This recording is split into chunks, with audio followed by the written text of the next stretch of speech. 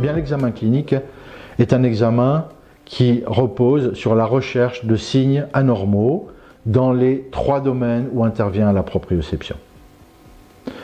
Vous allez voir un film chez une enfant très jeune qui n'a pas encore de diagnostic, mais vous suivrez son histoire, qui a une forte suspicion de troubles proprioceptifs, et vous verrez que déjà au CP, bien avant le diagnostic de dyslexie, on peut faire le diagnostic et faire un examen clinique tout à fait fiable pour peu que l'enfant soit bien participant, ce qui est le cas pour la petite Elena, qui sait absolument bien répondre à toutes les questions.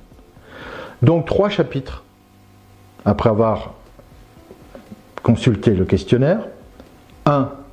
Comment fonctionne le contrôle moteur, et vous verrez que la posture n'est qu'un élément extrêmement rapide. 2. Comment fonctionne la localisation spatiale sensorielle. Et 3. Existe-t-il des problèmes dans l'intégration multisensorielle? En clair, est-ce que l'enfant, lorsqu'il reçoit par exemple des sons au niveau de l'oreille, a des pertes visuelles? Évidemment, c'est une des clés. Mais aussi, l'examen clinique va déjà nous donner une idée de ce qui se passe la nuit, en particulier avec ce que l'on appelle le test respiratoire.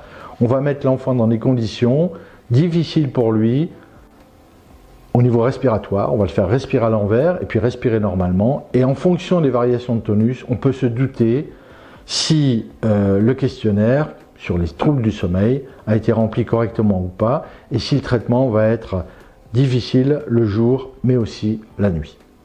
Voilà, je vous laisse regarder le film maintenant.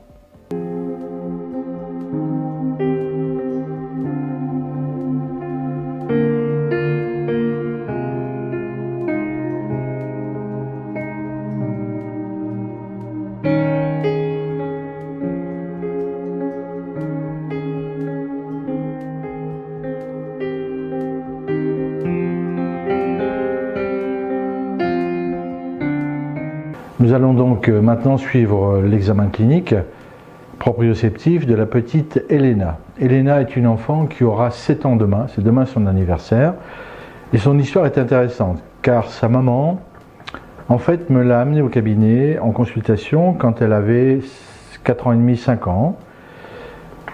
La maman est avertie des troubles proprioceptifs, car un oncle d'Elena est traité ici pour une dysfonction proprioceptive. La maman avait remarqué la présence de troubles attentionnels et aussi au niveau physique une marche avec les pieds en dedans et en valgus.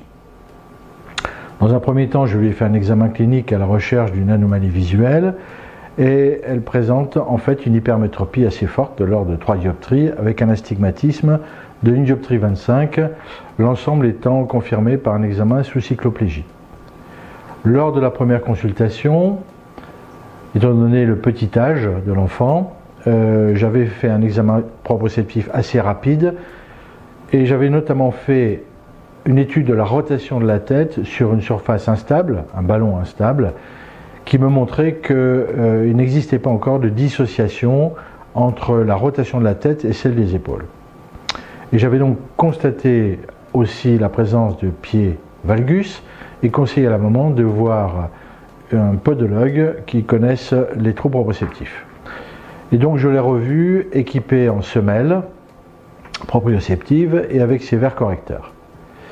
Les troubles scolaires et les troubles attentionnels se sont confirmés en moyenne section et l'interrogatoire pour les apnées que j'avais donné à la maman montrait déjà quelques signes particuliers, anormaux. Et donc finalement elle rentre en CP et là les difficultés se confirment.